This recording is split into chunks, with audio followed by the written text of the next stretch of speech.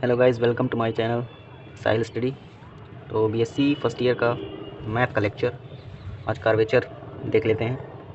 जो कुछ important point हैं कार्वेचर के देख लेते हैं। पहला पॉइंट है del psi is a defined to be total curvature of arc P Q. P Q इस डायग्राम में आप देख सकते हैं। पी क्यू अर्क जो चाप है, अर्क को चाप कहा जाता है हिंदी में।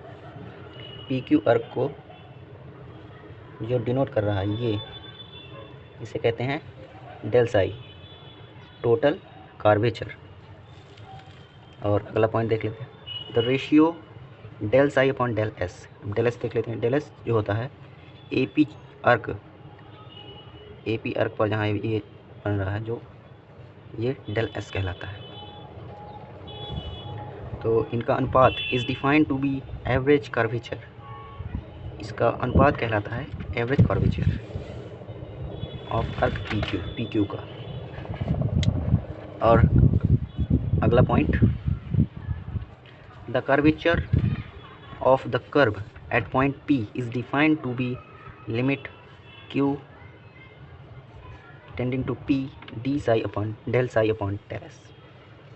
कहने का मतलब ये है कि पॉइंट P क्या डिफाइन करता है del psi upon del S के अनुपात को, that is D psi upon D S.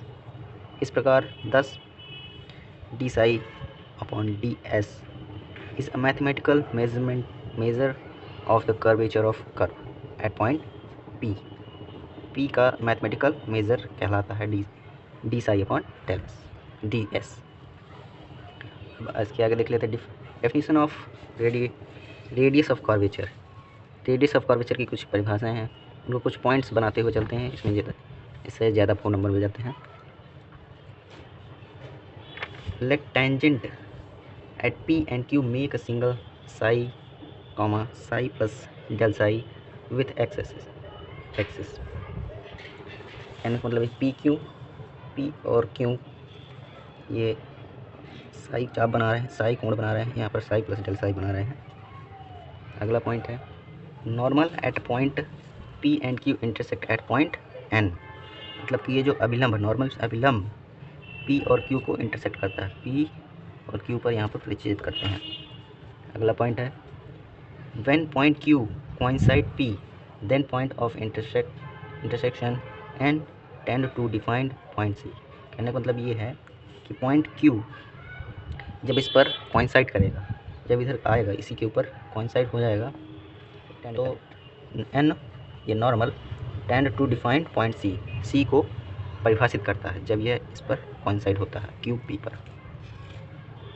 अगला पॉइंट है point C is centre of curvature. यही जो पॉइंट कहलाता है सी, उसे सेंटर ऑफ कर्वेचर कहा जाता है। Distance C P is called radius of curvature. Distance ये जो सी और पी की डिस्टेंस दूरी होती है उसके रेडियस ऑफ कर्वेचर कहा जाता है। अब इसके कुछ फॉर्मूलाज हैं, उनको देख लेते हैं। The relation between S and Sai for any curve is called its intrinsic equation. मतलब एस और साई में कोई भी संबंध हो तो वह इंट्रिंसिक इक्वेशन कहलाता है। अब इसके डेरिवेशन देख लेते हैं। For angle P Q N, for angle P Q N by sine rule, इसमें साइन रूल लगा लेते हैं इसमें। तो N P upon sine N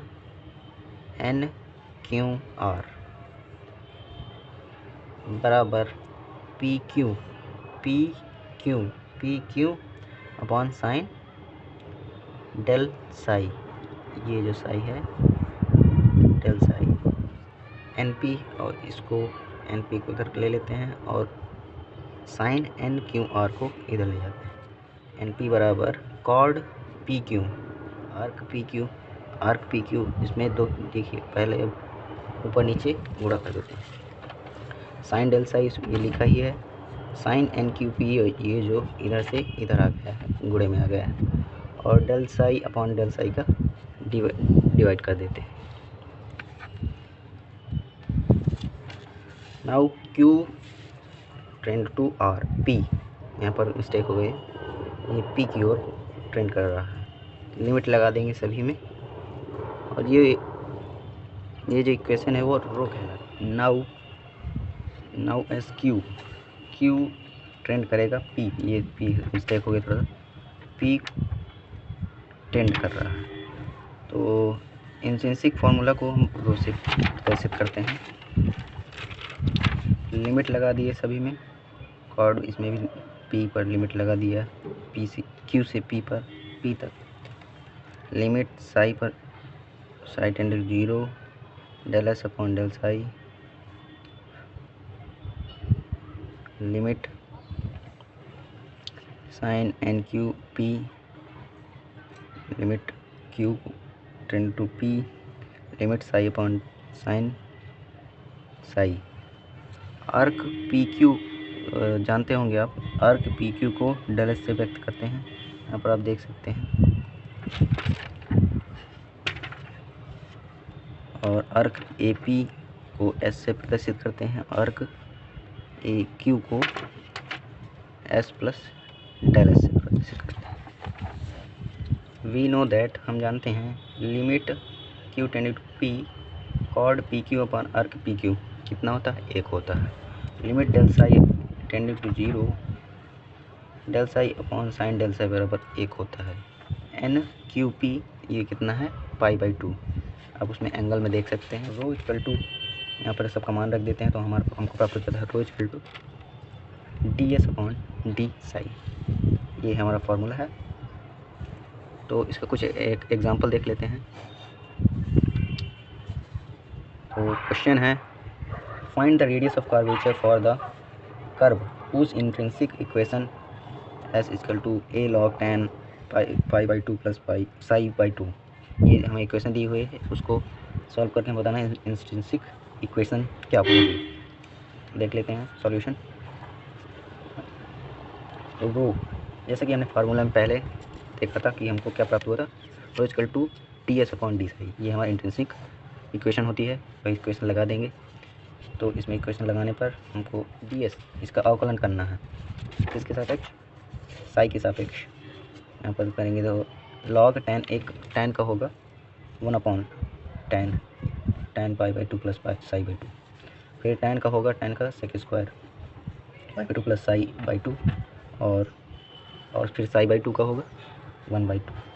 इस प्रकार हम सॉल्व कर देते हैं।